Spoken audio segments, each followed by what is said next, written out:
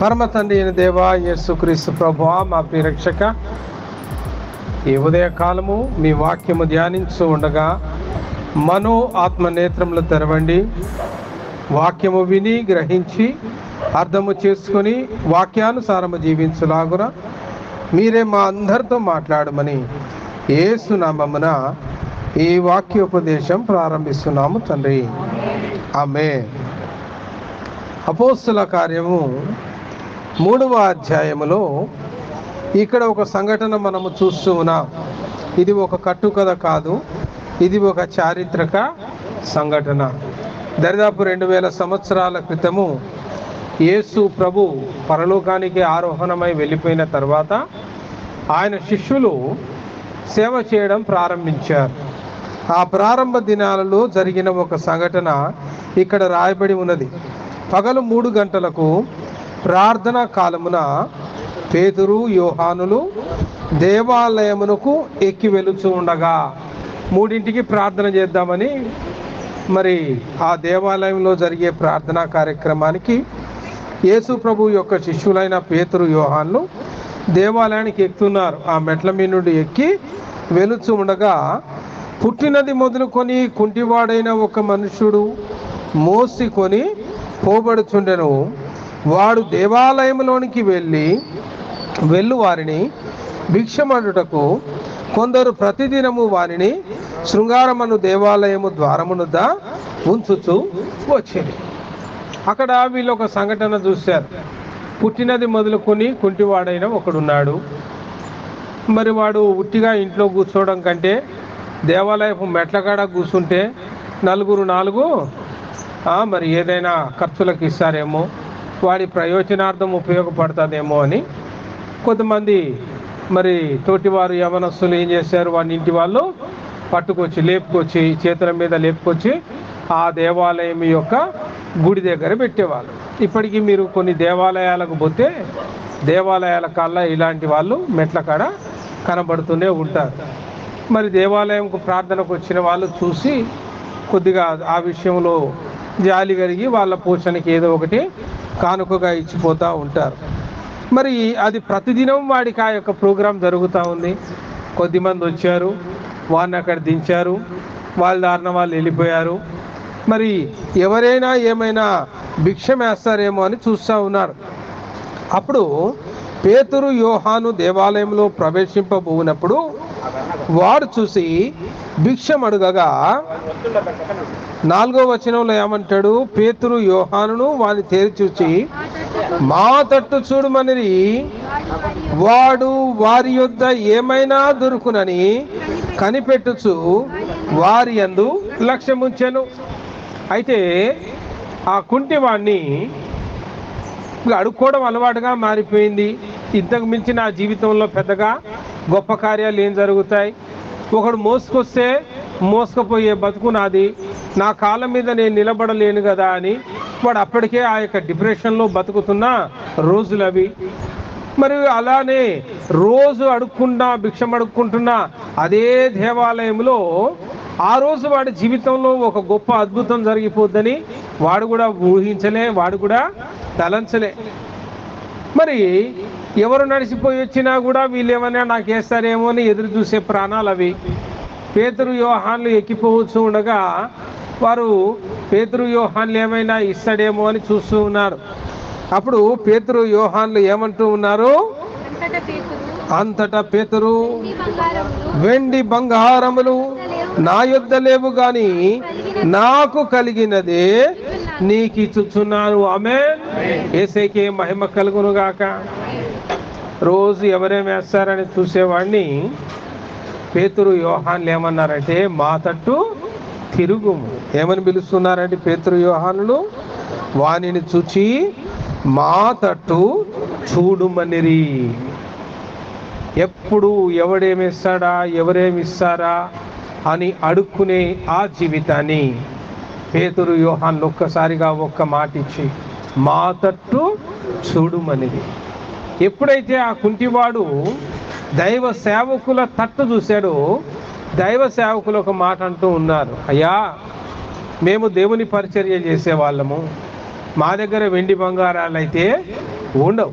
అవి మా దగ్గర ఆశించు బాబు. నీకు ఇవ్వడానికి మా దగ్గర పెద్ద విస్తారమైన ధనము ఉండదు. కానీ ఒకటి మాత్రం మేము చేయగలం. ఏంటది? నజరేయుడైన యేసు క్రీస్తు నామమున నడుమని చెప్పిరి. హల్లెలూయా. వెండి బంగారాలు ఇచ్చినా భిక్షం వేసినా ఈ పూటకి అయిపోతుంది. ఒక కుంటివాడికి కావలసింది ఒక పూట భోజనం కాదు. ఒక కుంటివాడికి కావలసినది వెండి బంగారాలు కానే కాదు. ఒక కుంటివాడికి కావలసింది కాళ్ళు. ఆమేన్. వాడికి అవి వస్తే చాలు, మిగతా అన్ని వాడు సంపాదించుకుంటాడు. ఆ రోజుకు తిండి వాడే సంపాదించుకుంటాడు. అవసరమైతే వెండి బంగారాలు వాడే సంపాదించుకుంటాడు. ఒకటి ఇవ్వాల్సిన అవసరం లేదు. వాడికి కావలసింది కాళ్ళు. ఆ కాళ్ళు రావాలంటే ఇప్పుడు వాడు ఎటువైపు చూడాలి? దేవుని తట్టు చూడాలి. జనాలు వేసే చిల్లర వైపు కాదు చూడాల్సింది. ఎవడు భిక్షమేస్తాడా అని కాదు చూడాల్సింది. దేవుని వైపు చూడాలి. వాడు చూశాడు. కుంటివాడి జీవితంలో అద్భుతం జరగడానికి గల కారణం అదే. వాడు దేవుని తట్టు తిరిగాడు. దేవుని తట్టు తిరిగాడు. నజరేయుడైన యేసు క్రీస్తు నామములో వాడు లేచి నడవగలిగాడు. హల్లెలూయా. పేతురు యోహాన్లు అంటా ఉన్నారు, అయ్యా మేమేం చేయలేం, మేము నిమిత్తం మాత్రం, మేము వెండి బంగారాలు లేవు మా దగ్గర, ధనము ఐశ్వర్యము మా దగ్గర లేదు. నిన్ను బాగు చేయడం కూడా మా వల్ల కాదు. ఎవరు నిన్ను బాగు చేయగలరు? యేసు క్రీస్తు మాత్రమే. ఆమేన్. ఎవరు బాగు చేయగలరండి? అటువైపు చూడు అంతే. డబ్బు వైపు కాదు, లోకం వైపు కాదు, లోకమిచ్చే భిక్ష వైపు కాదు, లోకమిచ్చే వెండి బంగారాల వైపు కాదు. నిన్ను నిలబెట్టగలిగిన సమర్థుడైన ఆ యేసు వైపు చూడు. ఆమేన్. వాడు వారి తట్టు తేరి చూడగా నజరేయుడైన యేసు క్రీస్తు నామమున లేచి నడుమని చెప్పగా వాని కుడి చేయి పట్టుకొని లేవనెత్తెను. వెంటనే వాని పాదములను చీల మండలను బలము పొందెను. వాడు దిగ్గున లేచి నిలిచి నడిచెను. నడుచుచు గంతులు వేయుచు దేవుని స్తుతించుచు వారితో కూడా దేవాలయంలోనికి వెళ్ళాను. ఆమేన్. యేసయ్యకే మహిమ కలుగును గాక. అప్పటిదాకా గుడి మెట్ల కాడ అడుక్కున్న భిక్షగాడు ఇప్పుడు ఎక్కడికి వచ్చేసాడు? దేవాలయంలోనికి వచ్చేసాడు. కాలు లేవు, మెట్లెక్కలేడు. ఒకడు లేపి ఎత్తుకొని వస్తే తప్ప, ఒకడు మోస్తే తప్ప నడవలేని వాడు. ఆ దినమున ఎంత ఆశ్చర్యం జరిగింది వాడి జీవితంలో. ఆ మార్పుకు కారణం మొట్టమొదటిగా వాడు దేవుని వైపు చూచాడు. ఆమేన్. వాడు ఆ దైవ సేవకులను నమ్మాడు. ఆ అద్భుతాన్ని కన్నులారా చూసి వాడు దేవుని మహిమపరిచెను అని రాయబడి ఉంది. కాలు వచ్చినాయి, ఇక ఊర్లో పడి రొకలే ఎటురికాడు? దేవాలయంలోనికి వచ్చి ఇంతకాలము అవిటివాడుగా ఉన్న నన్ను దేవా బాగు చేసితివి అని ఆ దేవుని స్తుతించాను. అప్పుడే అక్కడ అద్భుతం జరిగింది. చూడండి 9వ వచనం. వాడు నడుచుచు దేవుని స్తుతించుట ప్రజలందరూ చూచి శృంగారమును దేవాలయపు ద్వారమునొద్ద భిక్షము కొరకు కూర్చుండిన వాడు వీడే అని గుర్తెరిగి వానికి జరిగిన దానిని చూచి విస్మయముతో నిండి పరవశులైరి. ఆమేన్. వాని చూసి ఆశ్చర్యపోయారు. అరే, మొన్నటిదాకా గుడి మెట్ల కాడ అడుక్కున్నాడు కాదా? అరే వీడేంద్రా గంతులేస్తా ఉన్నాడు, వీడేంద్రా నడుస్తూ ఉన్నారు. వీడు మొన్నటి వరకు వాడి స్థితి కాలు లేవు. మొన్నటి వరకు వాడు ఒక భిక్షగాడు. మొన్నటి వరకు మెట్లు ఎక్కలేని వాడు. మొన్నటి వరకు గుడిలోనికి రాలేని వాడు. మొన్నటి వరకు అల్పులు, అయోగ్యుడు, అందరి చేత తృణీకరించబడ్డవాడు. నలుగురు భిక్షేస్తే బతికేవాడు ఈరోజు ఏమయ్యాడు? ఆ దేవుని స్తుతించుతూ గంతులు వేయసాగాడు. ప్రజలు గుర్తుపట్టారు. వాడి స్థితి మారిపోయింది. ప్రజలు గుర్తుపట్టాడు. ఒకప్పుడు అడుక్కునేవాడు, ఇప్పుడు నలుగురికి సహాయం చేయగలిగిన స్థితిలోకి వచ్చాడు. ఆమేన్. ప్రజలు గుర్తుపడతా ఉన్నారు. అవునా కాదా? ఒకప్పుడు మెట్ల కాడ కూర్చున్నవాడు ఇప్పుడు దేవాలయంలోకి రాగలిగాడు. ప్రజలు గుర్తుపడుతూ ఉన్నారు, ప్రజలు చూస్తూ ఉన్నారు. వాడి యొక్క స్థితిగతులు మారిపోయి చూస్తూ ఉన్నారు. వాడి యొక్క పరిస్థితి మారింది, చూస్తూ ఉన్నారు. ఒకప్పుడు కుంటివాడు, ఇప్పుడు కాళ్ళు వచ్చినవాడు చూస్తూ ఉన్నారు. ఆమె యేసయ్యకి మహిమ కలుగును గాక. కుంటివాడి స్థితిగతులు మారినట్లుగా, కుంటివాడిని ప్రజలు గుర్తించినట్లుగా ప్రజలు నిన్ను గుర్తించగలుగుతున్నారా? నీ జీవితాన్ని గుర్తించగలుగుతున్నారా? అరే, ఈయన ఫలానా ఆయన కదా, మొన్నటిదాకా సారా కొట్టు చుట్టూ తిరిగినోడు, మొన్నటిదాకా కళ్ళు కాంపౌండ్ చుట్టూ తిరిగినోడు ఎలా మారిపోయాడురా? చేతిలో బైబిల్ పట్టుకొని కంజర పట్టుకొని ప్రార్థనకు పోతున్నాడే. నీ జీవితం మారినట్టుగా ప్రజలు గుర్తించగలుగుతూ ఉన్నారా? మొన్నటిదాకా చెడ్డ మాటలాడినాడు, నోరు తెరిస్తే బూతులు మాట్లాడేవాడు, నోరు తెరిస్తే అబద్ధాలు ఆడేవాడు. ఇప్పుడు వాడి నోట ఎంత ప్రేమతో కూడిన మాటలున్నాయి, ఎంత దయతో కూడిన మాటలున్నాయి, ఎంత కనికరముతో నిండిన మాటలున్నాయి. ప్రజలు గుర్తించగలుగుతున్నారా? దేవుని సన్నిధికి వచ్చినప్పుడు, చర్చికి వచ్చినప్పుడు చాలా భక్తి ఉన్నోళ్ళలాగా, చాలా యథార్థత ఉన్నోళ్ళలాగా, మరి చాలా విశ్వాసముతో, మరి ఎంతో పట్టుదలతో ప్రార్థించినట్టు సంఘానికి కనపడుతున్నావు, సేవకుడికి కనపడతావు. గుర్తించాల్సింది మేము కాదు, గుర్తించాల్సింది సంఘము కాదు, నీవు నివసించుతున్న నీ ఊరి వారు గుర్తించాలి, నీ ప్రాంతం వారు గుర్తించాలి. నీలో కలిగిన మార్పు నిన్ను చూచిన వారు గుర్తించాలి. ఒకప్పటి తాగుబోతూ నేడు మారారు అని ప్రజలు గుర్తెరగగలగాలి. హల్లెలూయా!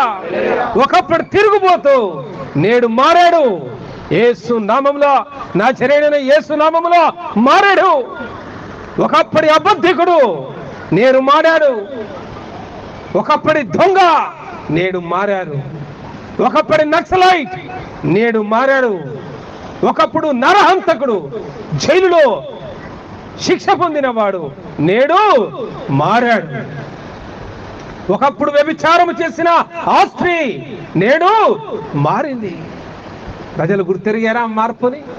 ఆ మార్పు నీలో, నీ చుట్టూ ఉన్నవారు గుర్తుపట్టగలుగుతూ ఉన్నారా?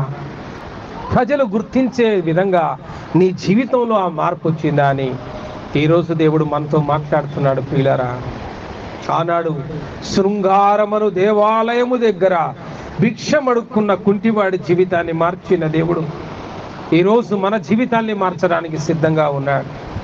యేసయ్య నమ్ముకొని 5 ఏళ్ళు అయిందండి, యేసయ్య నమ్ముకొని 10 ఏళ్ళు అయిందండి, యేసయ్య నమ్ముకొని 20 ఏళ్ళు అయిందండి అని బాగా గొప్ప సాక్ష్యాలు చెప్తారు. మరి ఇన్ని ఏళ్లకు తగ్గ మార్పు నీ జీవితంలో కనపడుతుందా? చెప్పుకోవడానికి 10 ఏళ్ళు అయిందండి యేసయ్య నమ్ముకొని అంటున్నావు, మళ్ళా సినిమా పాటలు పాడుతున్నావు. యేసయ్య నమ్ముకొని 20 ఏళ్ళు అయిందని గొప్పగా చెప్పుకుంటున్నావు, మళ్ళా అబద్ధాలు ఆడుతున్నావు, మళ్ళా మోసం చేస్తూ ఉన్నావు, మళ్ళా జగడమాడుతూ ఉన్నావు. మరి ఏం మారినట్టు? ఏం మారినట్టు? ఏం మారలేదు కదా. లోకంలో అందరు ఎలా బతుకుతున్నావో నువ్వు కూడా ఏమి తిందునా, ఏమి తాగుదునా, ఎలా బతుకుదునా అని లోకానుసారమైన ఆలోచనతోనే బతుకుతున్నప్పుడు ఏం మారినట్టు? ఇక నిన్ను ఇతరులు ఎలా గుర్తించగలరు? నీ ప్రవర్తన మారినప్పుడు గుర్తించగలరు, నీ స్థితిగతులు మారినప్పుడు గుర్తించగలరు. అరే, యేసయ్య నమ్ముకున్నప్పుడు ఏమీ లేదురా నాయన, వీడికది ఆడ ఈడ అడుక్కునే స్థితిలో ఉండే, ఇంటి చుట్టూ అప్పులే ఉండే, ఇంటి చుట్టూ శ్రమలే ఉండే. దేవుని నమ్ముకున్నాడు, భక్తిగా జీవించడం మొదలుపెట్టాడు, ఇంటి పరిస్థితులు మారాయి, అప్పులు తీరాయి, ఇంత స్థలం కొనుక్కోగలిగాడు, ఓ ఇల్లు కట్టుకోగలిగాడు, ఓ ఇంటి వాడయ్యాడు. ఈ మార్పు కనపడుతుందా? ఒకప్పుడు యవనస్తుడు తల్లిదండ్రులు ఎదిరించి, తల్లిదండ్రులు ఇష్టానుసారంగా మాట్లాడి, తల్లిదండ్రులు ఏడ్పించి, తల్లిదండ్రులు దుఃఖపెట్టిన ఈ యవనస్తుడు ఈరోజు వాళ్ళ అమ్మ మాట దాటడు, ఈరోజు వాళ్ళ నాన్న మాట దాటడు. వీళ్ళలో మార్పు వచ్చింది, వీడిలో ఆ జనాలు గుర్తెరిగే మార్పు నీలో కనపడుతుందా? ప్రియులారా, దేవుడు చేసిన ఎన్నో అద్భుతాలు పరిశుద్ధ గ్రంథంలో రాయబడి ఉన్నాయి. మత్తయి సువార్త 13వ అధ్యాయం 54వ వచనాన్ని గమనిస్తే,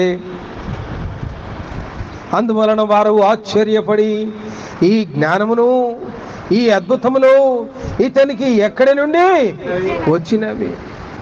ప్రజలు యేసయ్య బోధ చేస్తూ ఉంటే, అరే ఈ మన ఊరోడే కదా, బెత్లెహేంలో పుట్టాడు, నజరేతులో పెరిగాడు, మన ఊరి వాడే కదా, ఈయనకింత జ్ఞానమును ఇంత వివేకము తెలివితేటలు ఎక్కడి నుండి వచ్చినవి?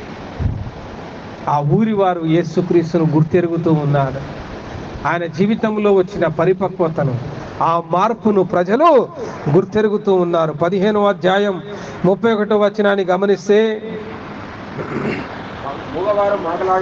మూగవారు మాటలాడుటను, అంగహీనులు బాగుపడుటయు, కుంటివారు నడుచుటయు, గుడ్డివారు చూచుటయు జన సమూహము చూచి ఆశ్చర్యపడి ఇజ్రాయేలు దేవుని మహిమపరిచెరి. హల్లెలూయా.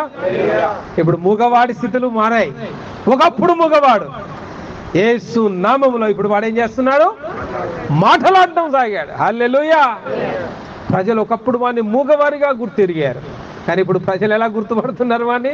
అరే, మొన్నటిదాకా మూగోడు రా, ఇప్పుడు చూడు యేసు నామములో ప్రార్థన చేశారు ఎవరో వచ్చి, ఆయన మాట్లాడడం మొదలు పెట్టాడు. అవునా?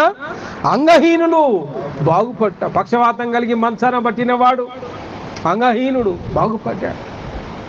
18 ఏళ్ల నుంచి వెన్నుపూసలో పెద్ద గడ్డై ట్యూమరై నడుము వంగిపోయిన ఒక వృద్ధురాలు విశ్రాంతి దినమున యేసయ్య తాకగా ఆ వృద్ధురాలు ఏమైపోయింది? గడ్డ అక్కడికక్కడే మాయమైపోయి వంగిన నడుము నిటారుగా నిలిచి నడవగలిగింది. ప్రజలందరూ చూచుచూ ఉండగా, అరే ఇన్ని ఏళ్ళు ఈ ముసలావిడ పుట్టిన దగ్గర నుంచి ఇన్ని ఏండ్లు మన ఊర్లో వీపులో ఇంత పెద్ద గడ్డ పెట్టుకొని వంగిపోయి వంగిపోయి వంగిపోయి నడిచినామే, ఈరోజు చూడు ఎట్లా నడుస్తుంది? గుర్తెరిగిరి. ప్రజలు గుర్తుపడుతున్నారా? వారి జీవితాలు మారాయి, వారి స్థితిగతులు మారాయి. కుంటివాడు నడుచుటయు, మొన్నటిదాకా కుంటివాడు ఇప్పుడు ఏమయ్యాడు? చూడగలుగుతున్నాడు. మొన్నటిదాకా మగవాడు ఇప్పుడు ఏం చేయగలుగుతున్నాడు? మాట్లాడగలుగుతున్నాడు. మొన్నటిదాకా చెవిటివాడు ఇప్పుడు ఏం చేయగలుగుతున్నాడు? వినగలుగుతూ ఉన్నాడు. ఈ మార్పు మన జీవితంలో కనపడాలి. ఒకప్పటి పాత జీవితం మళ్ళా ఇప్పుడు కొత్త జీవితంలో కలపొద్దిగా. ఒకప్పుడు క్రీస్తుని ఎరగనప్పుడు, క్రీస్తును నమ్మనప్పుడు, రక్షణ లేనప్పుడు లోకానుసారంగా బతికారు. కానీ క్రీస్తుని నమ్మిన తర్వాత నీతో ఉన్న వాళ్ళే నిన్ను గుర్తుపట్టాలా? నీతో ఉన్నవాళ్ళు నిన్ను గుర్తెరగాలి. లేదు, ఈయన జీవితం మారిపోయింది, ఈయన ఆలోచనలు మారిపోయాయి, ఈమె ప్రవర్తన మారిపోయింది. ఒకప్పుడు పాపి, హింసకుడు, దూషకుడు, కానీ ఇప్పుడు క్రీస్తు ప్రేమను కలిగిన వాడు మృదు స్వభావిగా మారాడు. దేవుని సొత్తైన ప్రజగా జీవించగలుగుతూ ఉన్నాడు. ఇట్టి మార్పు ప్రజలు గుర్తించే విధంగా నీ జీవితం ఉంటుందా? మనల్ని మనం పరీక్షించుకోమని దేవుని వాక్యం ఈ ఉదయకాలం మనల్ని హెచ్చరిస్తూ ఉంది. ప్రియులారా, మత్తయి సువార్త 22వ అధ్యాయం 21వ వచనాన్ని గమనిస్తే,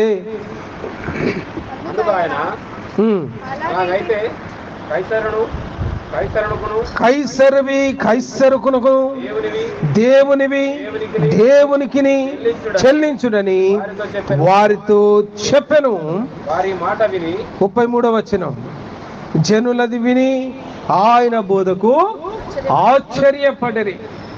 కొంతమంది యేసయ్యను అందరి మధ్యలో ఏదో ఒకటి ఇరికిద్దాం, ఇరుకుల్లో పెడదాం, ఆయన బాగా బోధ చేస్తున్నాడు, బాగా సేవ చేస్తూ ఉన్నాడని యేసయ్య సేవ చేస్తూ వెళ్తే, కొద్దిమంది మాకు మేమే చాలా తెలివిగల్లోలం అనుకున్న వాళ్ళు వచ్చి యేసయ్యను ప్రశ్న అడుగుతాడు. మరి యేసయ్య పన్ను కట్టుట న్యాయమా అని అడుగుతాడు. ఇప్పుడు పన్ను కట్టుట న్యాయమే అన్నాం అనుకో, యూదులందరికీ కోపం వస్తుంది. ఎందుకంటే యూదులందరూ కూడా రోమీయుల యొక్క స్వాధీనములో, రోమా సామ్రాజ్యములో బానిసలుగా బతుకుతున్న దినాలవి. మనం కష్టపడి చాకిరీ చేసి మన దాంట్లో ఎక్కువ మొత్తం మరి ప్రభుత్వానికి చెల్లించాల్సి వస్తుంది. మరి పన్ను కట్టొద్దు అన్నాం అనుకో, యూదులకు మేలు చేసినోడు అవుతాడు, యూదులకు ఫేవర్ అవుతాడు, కానీ ప్రభుత్వానికి ఏమవుతాడు? ఎదిరించిన వాడు అవుతాడు. కాబట్టి భలే ఇరుకులో పెట్టొచ్చురా, పెద్ద ఆయనకు ఆయన చాలా బోధకుడు అనుకుంటున్నాడుగా, ఇరికిద్దాం రండిరా అని యేసయ్య దగ్గరకు వచ్చాడు. యేసయ్యని అడిగారు, ఏది న్యాయం? యేసయ్య ఇచ్చిన జవాబు ఒకటే, కైసరువి కైసరునికి ఇవ్వండి, దేవుని అర్థం కాలే వాళ్ళకు. మనం ఇరికిద్దామని వస్తే ఉల్టా మనల్ని ఇరికిచ్చాడు ఎదురా ఆయన. కైసరివే పన్ను కట్టాలా. ఏ దేశంలో ఉంటున్నామో న్యాయయుక్తంగా ఆ దేశానికి మనం పన్ను కడితేనే కదా ఆ ప్రభుత్వం నడిచేది. లేకపోతే ప్రభుత్వ యంత్రాంగానికి జీతాలు ఎట్లా వస్తాయి, ప్రభుత్వ యంత్రాంగం ఎలా నడుస్తుంది, ఫ్రీ స్కూల్ ఎట్లా పోతుంది, ఫ్రీ గవర్నమెంట్ హాస్పిటల్ ఎట్లా వస్తుంది, ఫ్రీ బస్ ఎట్లా వస్తుంది, ఇవన్నీ ఫ్రీగా రావాలంటే దానికి డబ్బు కావాలగా. ఆ డబ్బు ఎట్లా వస్తుంది? పన్ను రూపంలో మనము చెల్లించేయేగా. న్యాయయుక్తంగా కైసరివి అంటే ప్రభుత్వానికి చెల్లించేవి ప్రభుత్వానికి చెల్లించండి, ధర్మశాస్త్రానుసారముగా మీరు దేవునికి చెల్లించాలని ఆజ్ఞాపించిన వాటిని దేవునికి చెల్లించండి. అందుకే 33వ వచనంలో ఉంటుంది, అసలు ఈ బోధ ఎట్టి బోధ? మనం ఆయనని ఇరికిద్దామని వస్తే మన ఊహకు మన ఆలోచనకు మరి మించినట్టుగా ఆయన జవాబిచ్చాడే అని వారు ఆ బోధకు ఆశ్చర్యపడిరి. ఆమేన్. మార్కు సువార్త 4వ అధ్యాయం 4వ వచనాన్ని మనం గమనించినట్లయితే, వారు మిక్కిలి భయపడి ఆయన ఎవరో గాలియు సముద్రమును ఈయనకు లోబడుచున్నవని ఒకనితో ఒకడు చెప్పుకొనిరి. మార్కు సువార్త 4వ అధ్యాయం 41వ వచనంలో అంత స్పష్టంగా ఉంటుంది. ఏం జరిగింది అక్కడ? వారు ఓడలో ప్రయాణం వెళ్తూ ఉన్నారు. శిష్యులు ఓడలో హాయిగా కాసేపు నిద్రపోదాం, విశ్రాంతి తీసుకుందాం అనేలోగా పెద్ద తుఫాను వచ్చింది. ఆ పెద్ద తుఫానును యేసయ్య గద్దించగా వెంటనే తుఫాను అయిపోయింది. అర్థం కావట్లే వాళ్ళకు. ఏంది ఇది? రోగులు బాగుపడమే కాదు, దయ్యాలు పట్టిన వాళ్ళు పోవడమే కాదు, జీవితాలు మారడమే కాదు, కానీ గాలి తుఫాన్లు కూడా ఈయనకు లోబడుచున్నవి అని వారు ఆశ్చర్యపడిరి కదా. 7వ అధ్యాయం 37వ వచనం మనం గమనించినట్లయితే, ఈయన సమస్తమును బాగుగా చేసి ఉన్నాడు, చెవిటి వారు వినునట్లుగాను మూగవారు మాట్లాడునట్లుగాను చేయుచున్నాడని చెప్పుకొని అపరిమితముగా ఆశ్చర్యపడిరి. ఆమేన్. యేసయ్య చేస్తున్న ఈ కార్యాలన్నీ చూసి ప్రజల జీవితాలు మారిపోతున్నాయి, ప్రజల యొక్క స్థితిగతులు మారిపోతూ ఉన్నాయి. ఒకప్పుడు దయ్యాల చేత పీడించబడ్డవాడు రా వీడే ఈరోజు విడిపించబడ్డాడు. ఒకప్పుడు వాడు దయ్యాలు బట్టి మరి ఏడబారిపోయి ఎవడికి హాని చేస్తాడో అని గొలుసులతోనూ తాళ్ళతోనూ ఇంట్లో కట్టేసి పెట్టినవాడు ఇప్పుడు ఎలా తిరుగుతున్నాడు? బయట స్వేచ్ఛగా చక్కగా నీలో నాలో ఒకటిగా కలిసి తిరగలుగుతున్నారు. ఆమె శిలువ సహవాసం అనే మన చర్చిలో ఎన్ని సాక్ష్యాలు లేవు? 7 దయ్యాలు పట్టిన వాళ్ళు, 12 దయ్యాలు పట్టిన వాళ్ళు మన దాంట్లోనే ఉన్నారు. ఎంతోమంది విడిపించబడి కట్టేసి చీకటి గదిలో పెట్టబడ్డవారు. దరిదాపు 3 సంవత్సరాలు చీకటి గదిలో పెట్టబడ్డ ఆ వ్యక్తి విడిపించబడి ఈరోజు చక్కగా క్రీస్తు కోసం సేవ చేయొచ్చు, ఒక సంఘాన్ని నడిపి ఒక దైవజనుడిగా అభిషేకించబడ్డాడు. ఆమె యేసయ్యకే మహిమ కలుగును గాక. ఆ మార్పు ఎంత గొప్పది, అవునా కదా? ఒకప్పుడు హింసకుడు, ఒకప్పుడు దూషకుడు పౌలు. ఆయన అంటూ ఉన్నాడు, యేసయ్యకు మిగలగా యేసయ్యను కొట్టగా మిగిలిన దెబ్బలు నన్ను కొట్టండి, నేను ఆయన శిలువ మోయడానికి సిద్ధంగా ఉన్నాను. అందుకే ఆయనను వెంబడించువాడు తనను తాను తగ్గించుకొని తన శిలువనెత్తుకొని ఆయనను వెంబడించవలెను. క్రైస్తవ్యం అంటే పూలబాట కాదు. క్రీస్తును అనుసరించడం అంటే ఎన్నో తగ్గించుకొని జీవించాలి. ఒకడు ఒక దెబ్బ కొడితే రెండో చెంప చూపించగలిగే అంత దీనత్వం, సాత్వికం నీలో ఉండాలి. ఎదురు మాట్లాడి గొడవ పెట్టుకొని పంచాయతీ పెట్టేది కాదు. ఇక అదేనా మార్పు నీలో వచ్చింది? ఒకప్పుడు అట్నే ఉన్నావుగా, కానీ మరి ఇప్పుడు వచ్చిన మార్పేది? ఇప్పుడు అదే గొడవకు దిగితే ఇప్పుడు వచ్చిన మార్పే. ఒకప్పుడు భార్యను బాధ పెట్టావుగా, యేసయ్యను నమ్ముకున్నా అని చెప్పావు, మరి ఇప్పుడు ఇంకా నువ్వు భార్య పిల్లల్ని బాధ పెడతా ఉంటే అసలు నీలో వచ్చిన మార్పేది? ఆ మాత్రం దానికి యేసయ్యను నమ్ముకున్నాను, అయ్యా నాకు బాప్తిస్మం ఇవ్వండి, అయ్యా నాకు బల్లారాధన, ఎందుకు నీకు అవసరమా? అటు బాప్తిస్మం నీకు అవసరమా? అటు బల్లారాధన నీకు అవసరమా? నీలో మార్పును కోరుతూ ఉన్నాడు యేసయ్య. ఏం కోరుతున్నారండి? ఇతరులు నిన్ను గుర్తెరిగే స్థితిలో ఉండాలి. యేసయ్య చేసిన ఈ అద్భుతాలన్నిటిని చూసి అక్కడున్న ప్రజలు ఆయనను గుర్తిరిగిరట. చూడండి, లూకా సువార్త 4వ అధ్యాయం 22వ వచనం. అప్పుడు అందరూ ఆయనను గూర్చి సాక్ష్యం ఇచ్చుచు ఆయన నోట నుండి వచ్చిన దయగల మాటలకు ఆశ్చర్యపడి, ఈయన యోసేపు కుమారుడు కాడా? హల్లెలూయా. యేసయ్యను గుర్తుపడతా ఉన్నారు. అవునా? ఏంది, ఈయన మన యోసేపు మరియల కుమారుడు కాదా? ఈయన మన నజరేతు నుండి వచ్చిన వాడు కాదా? ఈయన మన యూదుడే, మనలో ఒకడే, చిన్నప్పటి నుండి మనలో ఒకడిగా పెరిగిన వాడే. ఆయన గద్దిస్తే గాలి తుఫాన్ ఆగుతుంది, ఆయన గద్దిస్తే దురాత్మలు పారిపోతున్నాయి, ఆయన గద్దిస్తే కుంటివాళ్ళు బాగైతున్నారు, ఆయన గద్దిస్తే సచ్చినోళ్ళు కూడా తిరిగి లేస్తున్నారు. యేసయ్య జీవితం ప్రజలు గుర్తించే విధంగా ఉంది. యేసయ్య జీవితం ఎట్లుందండి? ప్రజలు గుర్తించే విధంగా ఉన్నది. ఆయన శిష్యుల జీవితం ప్రజలు గుర్తించే విధంగా ఉన్నది. అపోస్తల కార్యం 2వ అధ్యాయం 7వ వచనాన్ని చూడండి. అంతటా అందరూ విభ్రాంతి నొంది ఆశ్చర్యపడి, ఇదిగో మాటలాడుచున్న వీరందరూ గలిలయులు కారా? ఆమేన్. గుర్తుపడతారా లేదా? యేసయ్య శిష్యులందరూ కూడా పరిశుద్ధాత్మ చేత నింపబడి భాషలు మాట్లాడుతూ ఉంటే అక్కడ ఉన్న వాళ్ళు ఆశ్చర్యపోతున్నారు. అరే, వీళ్ళంతా గలిలయులే కదా, మనూరోళ్ళే కదా, మనతో పాటు చేపలు పట్టే పేతురు ఉన్నాడు, మనతో పాటు చేపలు పట్టే యోహాను ఆన్నే ఉన్నాడు, మనతో పాటు చేపలు పట్టే ఆంధ్రేయ ఆన్నే ఉన్నాడు. అరే, వీడు మన ఆంధ్రేయ కాదా, పేతురు కాదా? ఏమిరా వీళ్ళు పరిశుద్ధాత్మ చేత నింపబడి గొప్పగా మాట్లాడుతూ ఉన్నారు, గొప్ప గొప్ప పాటలు పాడుతూ ఉన్నారు. వాళ్ళ జీవితం యేసయ్యను గుర్తెరిగిరి, ఆయన శిష్యులను గుర్తెరిగిరి. గుర్తుపడుతున్నా లేదా? ప్రజలు మారిన జీవితాలు ప్రజలు గుర్తెరిగే విధంగా ఉండాలి. ఒక చోట అయితే యేసయ్య యొక్క శిష్యులు వస్తే భూమి ఆకాశమును తల క్రిందులు చేయవారు ఇక్కడికి వచ్చి ఉన్నారా అనరా లేదా? వారి జీవితాలు గుర్తెరిగే విధంగా ఉన్నాయి ప్రియులారా. మరి నీ జీవితం ఇతరులు గుర్తెరిగే విధంగా ఉందా? యేసయ్యను గుర్తెరిగిన ప్రజలు, ఆయన శిష్యులు వారి జీవితాలను గుర్తెరిగిన ప్రజలు, నీ జీవితం ఎట్లుంది? వీడు మారాడు, ఒకప్పుడు హింసకుడు, ఒకప్పుడు అబద్ధికుడు, ఒకప్పుడు మోసగాడు, ఈరోజు మారాడు, ఈరోజు వీడి జీవితం మారింది, ఈరోజు చక్కగా దేవుని వాక్యం చదవగలుగుతున్నాడు, పాటలు పాడగలుగుతూ ఉన్నాడు, వాక్యానుసారంగా జీవించగలుగుతూ ఉన్నాడు. వీడింటి పరిస్థితులు మారాయి. ఎప్పుడు ఇంట్లో లొల్లి పంచాయతీ గొడవ ఉండే ఆ ఇంట్లో చక్కగా ప్రార్థన కూటాలు జరుగుతున్నాయి. రోజు 7 అయిందంటే 8 అయిందంటే కుటుంబ ప్రార్థన కూర్చుంటున్నారు, చక్కగా పాటలు పాడుతున్నారు, వాక్యం చదువుకుంటున్నారు. ఇంట్లో ఉన్న నలుగురు కూడా ఏం చేయగలుగుతున్నారు? కుటుంబ ప్రార్థన చేయగలుగుతూ ఉన్నారు. మారిందా లేదా? చుట్టూ ఉన్న వాళ్ళు ఏమన్నా, అరే ఎప్పుడు గిన్నెల శబ్దం వినపడేది, తిట్టుకుని అరుచుకునే సౌండ్ వినపడేది, ఒక్కొక్కసారి గిన్నెలు వచ్చి గాఢ రోడ్డు మీద పడే, అంటే ఆ రేంజ్లో కొట్టుకుంటారు ఒక్కొక్కసారి ఇంట్లో వాళ్ళు. ఎప్పుడు? పూర్వం క్రీస్తును నమ్మకమను.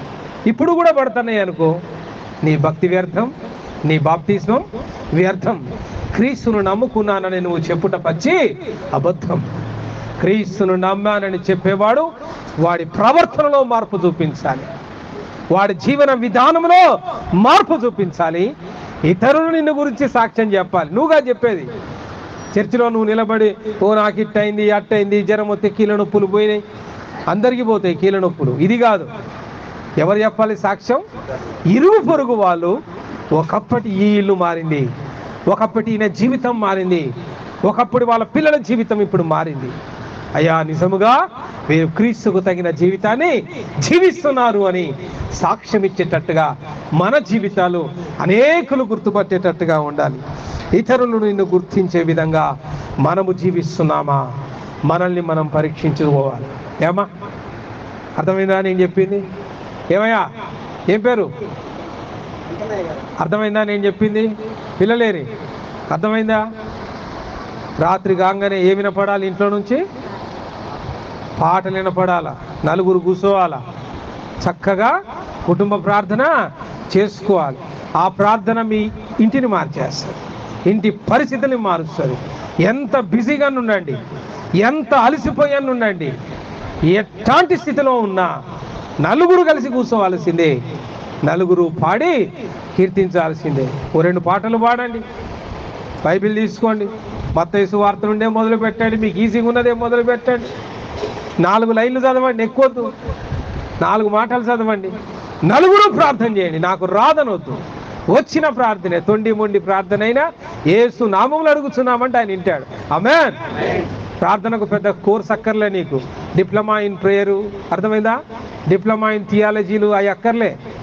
అడుగుడి ఇయ్యబడదు. యేసు నామమున ఎవడడిగినా ప్రార్థన చేయడానికి చదువు అక్కర్లే, ప్రార్థన చేయడానికి చేసే మనసుంటే చాలు. దేవుడు ఆ రీతిగా మిమ్మును, మీ జీవితాలను, వచ్చిన వారందరి జీవితాలు ఇతరులు గుర్తెరిగే విధంగా మారునట్లుగా ఆశీర్వదించునుగాక. ఆమేన్. రండి ప్రార్థన చేసుకుందాం.